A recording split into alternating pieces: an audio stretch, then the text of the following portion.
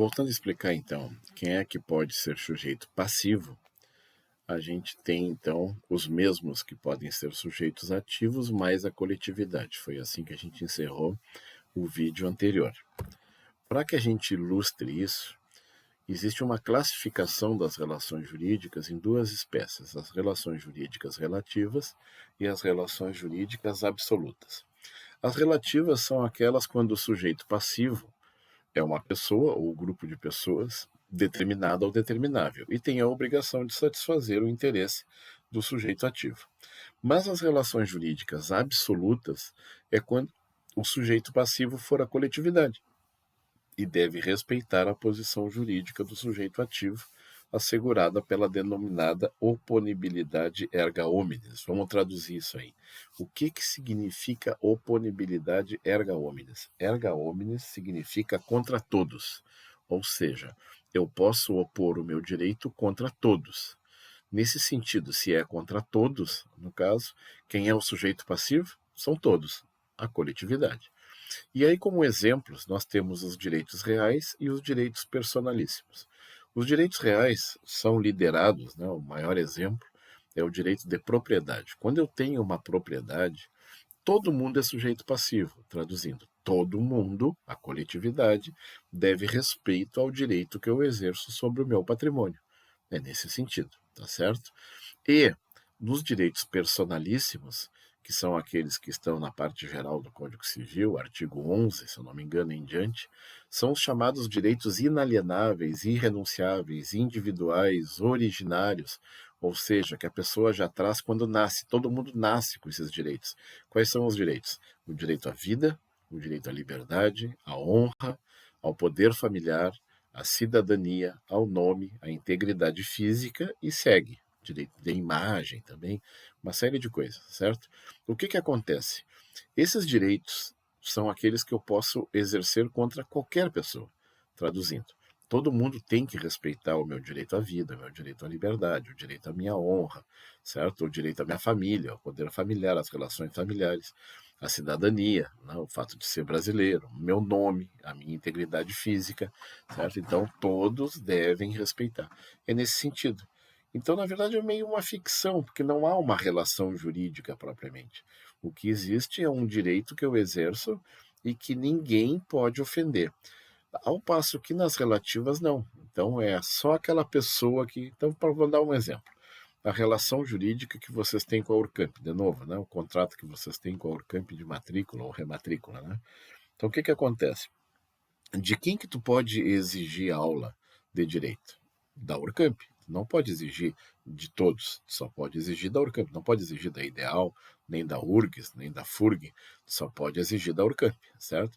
E a Urcamp pode exigir mensalidade de quem? Só de ti, certo? Ela não pode exigir de qualquer um que está passando na rua, deu para entender? Só das pessoas que foram ali se comprometeram a pagar a mensalidade.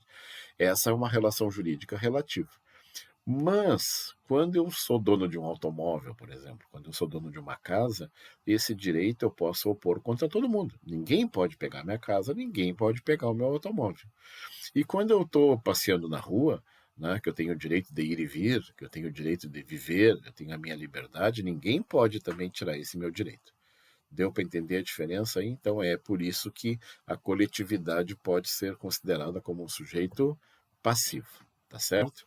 Tá aqui os direitos da personalidade, confirmando para vocês o que eu acabei de dizer há uns segundos atrás aí, começa no artigo 11 e vai até o artigo 21. Deixei em amarelinho aqui em destaque, né, quais são eles, né, quais são os direitos da personalidade. Primeiro que eles são intransmissíveis e irrenunciáveis, tá? Vocês vão estudar mais adiante, dentro do curso. Perdão. E aí eu peguei aqui alguns exemplos que estão no próprio Código Civil, né? Que é o direito ao próprio corpo, direito à integridade física, direito à vida, direito ao nome, direito à transmissão da palavra, direito à imagem, direito à vida privada. Tá aqui. E isso aqui não termina aqui, os direitos de personalidade. Vocês vão aprender isso quando estudarem, e aí é infinito, né? Agora mesmo o último aí que a gente viu aí, que tá o mais bom, o direito ao esquecimento, né? O direito de ser esquecido para aquelas pessoas que tiveram, né, que foram vamos dizer assim, publicamente achacalhadas, né? Então, que querem que as pessoas parem de incomodar. É mais ou menos por aí, direito ao esquecimento, certo? Muito bem. Sujeito ativo pode ter direitos e sujeito, perdão, desculpa, vamos ler de novo. Sujeito passivo pode ter direitos e sujeito ativo pode ter deveres. Só para relembrar, por quê? Porque eu acabei de dizer, a gente estava estudando, que sujeito ativo é aquele que tem direito e sujeito passivo é aquele que tem dever. A pergunta é se nós podemos enxergar no sujeito passivo algum direito e no sujeito ativo algum dever. O exemplo que eu acabei de dar com vocês com a Urcamp é um caso clássico, certo? Então ele diz assim: quando cada sujeito ocupa uma posição, um é ativo e outro é passivo, diz que a relação é simples. É o caso da ingratidão do donatário, certo? E aí eu peguei aqui o exemplo, né? Quando a gente recebe uma doação, a gente deve ser grato ao doador, certo? Então, nesse caso, tu, no caso, só tem deveres, né? Tu não tem nenhum direito. Tu tem o dever de ser grato ao doador. Por isso que quando tu comete uma ingratidão é porque tu violou. O doador tem algum dever para contigo? Não, ele só tem direito, mas tu só tem dever. Então é isso aí. E aqui para deixar claro o que é uma ingratidão, né? Porque a pessoa fica curiosa. O que é ser ingrato com o donatário? Aquele que doou alguma coisa para ti. Normalmente são os pais da gente, né? Que doam patrimônio para gente. Então, olha aqui, ó. Primeiro caso da ingratidão. Suzane Richthofen, né? Atentou contra a vida do doador, certo? Se o donatário, aquele que recebeu, né, atenta contra a vida do doador, é ingratidão. Se ofendeu ele fisicamente, né, que seria lesão corporal, mesma coisa, machucou ele. Se fez uma injúria grave ou caluniou, certo? Ou, se podendo ministrar, recusou alimentos. Então, normalmente, vamos lá, doador é pai e mãe, donatário é filho. Então, o filho deve uma gratidão eterna, certo? Gratidão eterna. Se ele for ingrato, pode se anular, pode ser revogadas por ingratidão as doações. Tá certo? Nesse caso aqui, então, um é sujeito ativo e o outro é sujeito passivo. Tu que recebeu, no caso dos teus pais, tu tem o dever, né, tu é o sujeito passivo, de ser grato. Até a morte dos pais, certo? E aí, e os pais têm algum dever? Não tem nenhum dever, né, só tem direito. Se tu for ingrato, ele pode exigir a devolução do bem que ele te deu, tá certo? É por aí. Muito bem. Quando contiver vários direitos subjetivos, caso em que as pessoas ocupam simultaneamente as duas posições, figurando ao mesmo tempo como sujeito ativo e passivo, disse que a relação é complexa. O exemplo é uma compra e venda. Então, aqui só para explicar para vocês. O normal é que tenha direitos e deveres. E o nome disso é sinalagmaticidade. 1. Qualidade de sinalagmático. 2. Condição do contrato bilateral que envolve dependência mútua ou reciprocidade de obrigações. Vamos tirar da teoria e vamos para a prática. Eu acabei de dizer que na relação com a Urcamp, vocês são sujeito ativo. Por que vocês são sujeitos ativos? Porque foi vocês que contrataram a Urcamp, tá certo? Foi vocês que tomaram a iniciativa. E aí criou uma obrigação para a Urcamp. Qual é a obrigação da Urcamp? Dar aulas para vocês, certo? E ao final do curso, ao final dos 5 anos, se tu conseguir aprovação em todas as cadeiras, se tu fizer as atividades complementares, se tu fizer o estágio, aquela coisa toda, tu vai conquistar o teu direito de pegar o diploma, certo? Beleza. Agora fica a pergunta: a Urcamp tem algum direito? Ou ela só tem deveres? E eu disse há pouquinho, inclusive, né? Sim, ela tem um direito. Qual é? O de te cobrar mensalidade, te cobrar frequência, cobrar que tu faça as provas, cobrar que tu faça os trabalhos, tá certo? Ela tem vários direitos. E tu tem vários deveres. Quais são os deveres? Tu, que é o sujeito ativo, né, que contratou o Urcamp, mas tu criou uma série de deveres para ti. Tu tem que pagar a mensalidade, frequentar as aulas, fazer as provas, fazer os estágios. Deu para entender? Então, o normal numa compra e venda, então vamos pegar assim, ó, vou comprar um lanche ali na lancheria da esquina, certo? Ou no de front, né? Vou comprar um lanche, uma cerveja. Aí quando tu chega lá, é tu que procura a lancheria, concorda comigo? Então tu é o sujeito ativo, tu vai ali e diz assim, eu quero um lanche, quero um refrigerante, quero uma cerveja, tá certo? Tu pede uma coisa, tu contratou ele, criou para ele um dever. Qual é o dever? Ele tem que te servir a bebida, tem que te servir o lanche.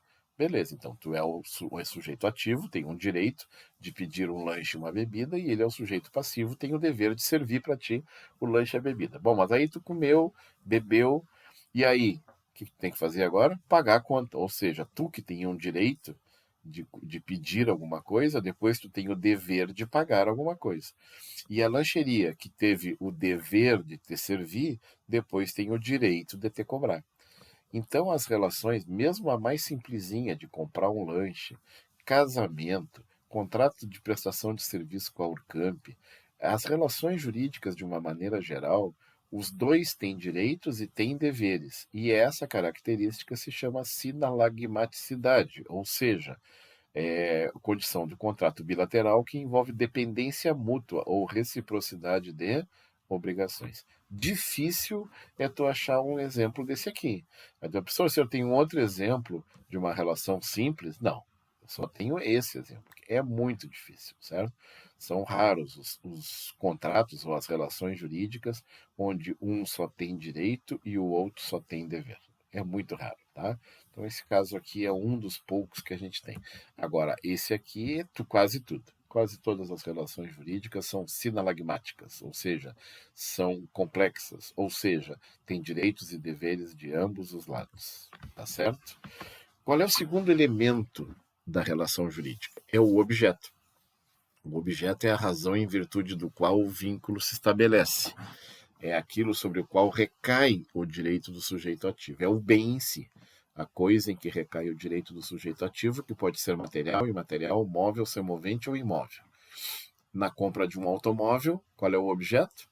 O automóvel. Na propriedade de uma casa, qual é o objeto? A casa. Para Orlando Gomes, o objeto imediato tem que apresentar os seguintes requisitos: economicidade, permutabilidade e limitabilidade. Vamos aos exemplos. Economicidade tem que ter valor econômico. Tem que ter, tu tem que transformar em dinheiro. Esse é o primeiro requisito do objeto. Segundo requisito, permutabilidade, é a possibilidade de tu se apropriar da coisa. Então, representada por essa criança aí segurando esse ursinho de pelúcia, tá certo? Então, ela se apropriou daquilo ali. Tem que ser essa possibilidade, tá certo? Que está vinculado também um pouquinho com a limitabilidade, ou seja, esse bem objeto da relação jurídica, ele tem que ser limitado, ele não pode ser em quantidade, vamos dizer assim, à vontade. Então, qual seria um bem que não se encaixa nesses requisitos, né? Nem de permutabilidade, né, esse aqui, nem de limitabilidade. O ar que a gente está respirando agora. O ar que tu respira é ilimitado, ou seja, não tem como, né? Teoricamente, né, pelo menos, não tem como terminar e não tem como te segurar, certo? Não tem como te segurar. Então, isso aí impede que ele seja um objeto de uma relação jurídica. Isso aí a gente diz que são aqueles bens que estão fora do comércio, que não interessam ao direito. Então, é o ar que respiramos, a luz solar, tá certo? São coisas que não têm fim. Só uma curiosidade para vocês. Quando eu fiz faculdade, lá no início dos anos 80, com livros da década de 70, entre os exemplos de bens que eram ilimitados, nós tínhamos a água.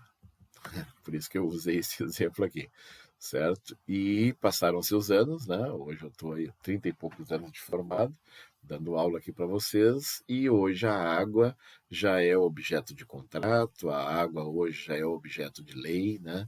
Então a água é problemático, né? Já tem guerra no mundo por causa de água, certo? Está se avizinhando, então, né? Falando sobre água, então a água já não está mais na lista dos bens que não interessam ao direito, né? Ela passou a interessar ao direito, tá certo? E agora vamos deixar para o finzinho, né? Deixa eu ver aqui, o vínculo de atributividade, fazer um vídeo especial só para ele, porque ele é curto, mas é complexo. Vamos dar uma paradinha nesse vídeo, então.